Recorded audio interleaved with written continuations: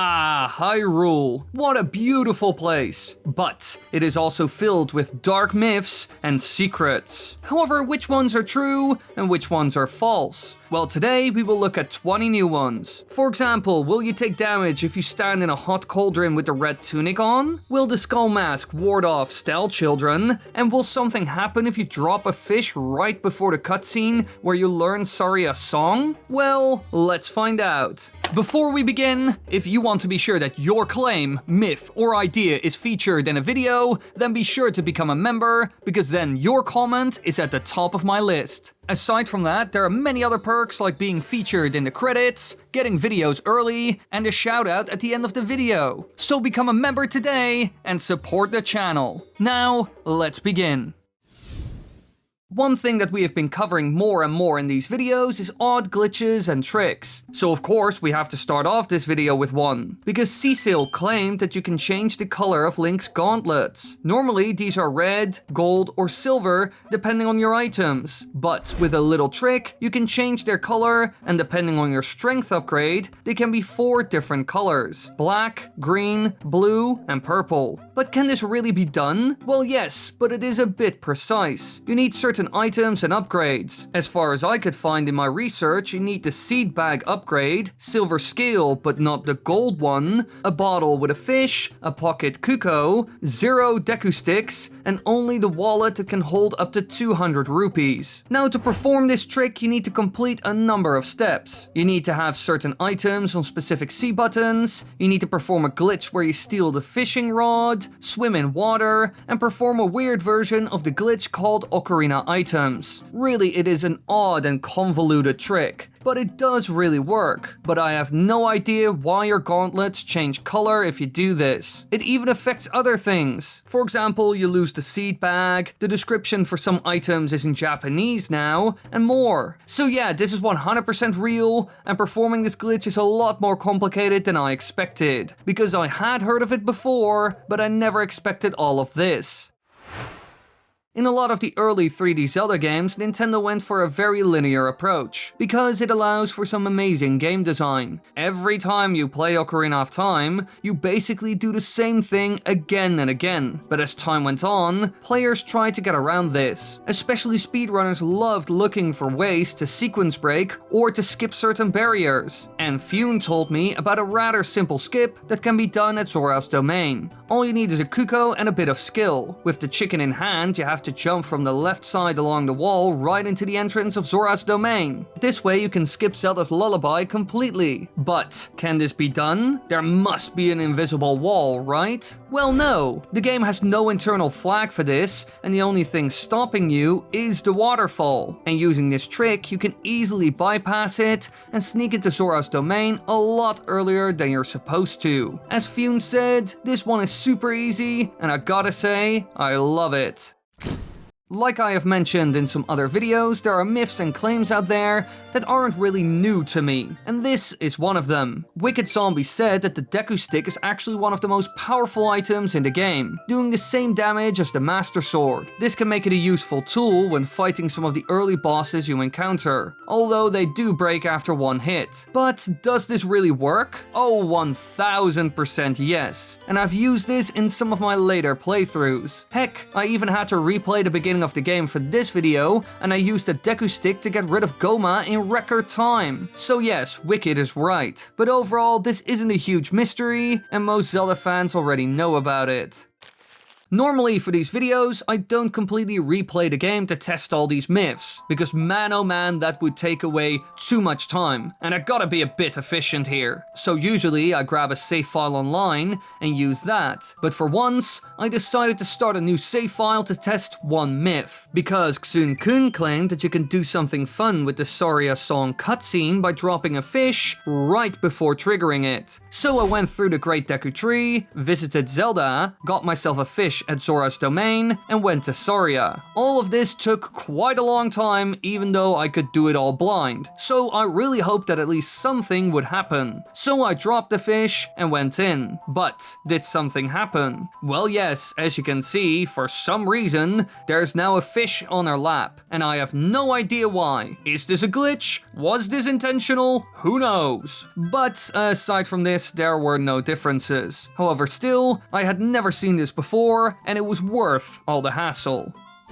I originally thought that the masks in this game were only useful for getting the Mask of Truth, but while making these videos I found out that you can also use them for other things. I mean, some of them are super useful. So far the Skull Mask is the best, because some enemies will ignore you completely when you wear it. And Jason Wheeler said that it even prevents the Gways, which he calls crows, from attacking you. So I went to Lon Lon Ranch, where a whole swarm of them can be found at night, which is something I never really noticed, to test Jason's claim. Now within seconds I had multiple Gways diving down chasing me. So I put on the mask to see their reaction, and boom, they left me alone immediately, and no others came after me. But as soon as I took the mask off, I was in for hell again. So clearly the mask is key, which means that this claim is true.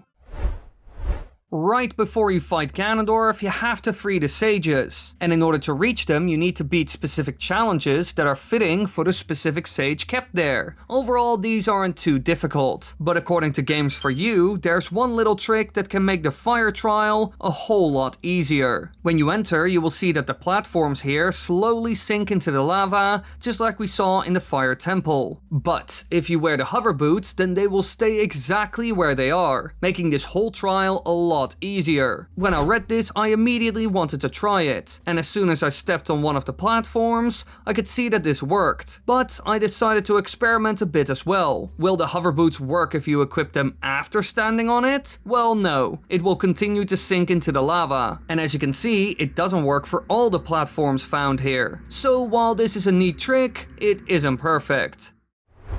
Now in many ways, Ocarina of Time is a bit of a mess. Sure, it's a great game that pushed the boundaries and it still holds up very well, but it does have some issues. 20 FPS on native hardware isn't some grand flex after all, but still, regardless of the limitations, Nintendo added all kinds of fun details. Like the Stal children found at Hyrule Field that only become bigger and bigger as you kill more of them. Although I will admit, bigger enemies don't necessarily tax hardware more, but apparently this isn't the only example of a bigger enemy spawning over time. Joey said that if you kill the levers found in Gerudo Desert, then at some point a bigger version will spawn. Now when I heard this, I went there right away and started killing. And in no time a bigger, differently colored lever spawned. And to my surprise, this version is also much tougher, which doesn't happen with the Stel children. So it took a bit of effort to take it down. However, the loot it dropped was quite insane. 3 red rupees is a lot of money for one enemy. So yeah, this claim is true, and also pretty cool.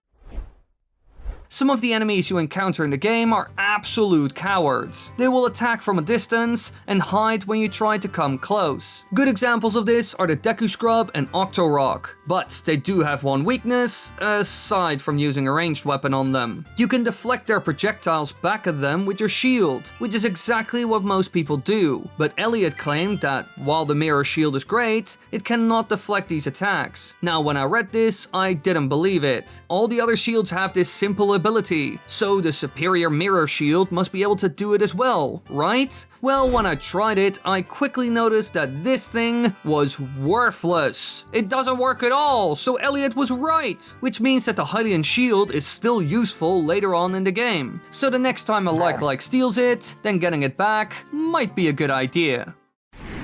In the last 2 videos, we've seen how insane the Kukos can be when they go on a murder spree. Really, you don't want to mess with them. But now, Drake Baku has asked me to take it all to the next level by pissing them off and then sitting on Epona to see how long they would continue to attack me. I have tried 8 minutes before, but now I was gonna go twice as long. So I went to Lon Lon Ranch, jumped on Epona, and shot some Kukos until they went ballistic. At that point, I just sat there. Meanwhile, I left my desk and went downstairs to make some lunch, exactly like Drake suggested. So this was also pretty time efficient for me. And then 16 minutes later, I came back. Now as you can see, the cuckoos were still coming after me, so at this point I am quite certain that they will attack you forever. But hey, maybe I should let it run for hours next time. My editor will love to deal with a massive file like that. Usually all of the claims and myths we look at in one of these videos come from the comments of older videos. I mean, I want to cover the stuff that all of you want to see. But for number 7, we will try something that my editor suggested. Could the hover boots help when walking on ice, which causes you to slip and slide all over the place? I mean, maybe. We've already seen it work on things like platforms that are supposed to slowly sink into lava, so let's try it here. Now, as you can see, it actually doesn't help at all, because I might not be going all over the place due to the ice, but the hover boots have a similar effect, so I'm still struggling a bit with movement. In the end, this does nothing. I might as well just walk on ice with normal boots. Speedrunning Zelda games is incredibly popular, and for years people have been experimenting in Ocarina of Time to make any type of run faster and more efficient. And Matt said that you can actually skip a portion of the Fire Temple, the Rolling Rock Maze to be specific, by using the hookshot and Scarecrow. Now I know a lot about Zelda speedrunning, especially the strategies that were seen from 2016 to 2019, but I had never heard of this. So I bet that this trick is quite old and isn't used in runs anymore. I mean, routes are constantly evolving after all. Due to this, I had to do some research, and after some looking around, I found a video of someone performing this trick, so it is 100% real. By placing the Scarecrow here, you can immediately access this elevator, which is much faster than the original way of doing this section. So I gotta say, this is a cool little trick that I had never seen or heard of before.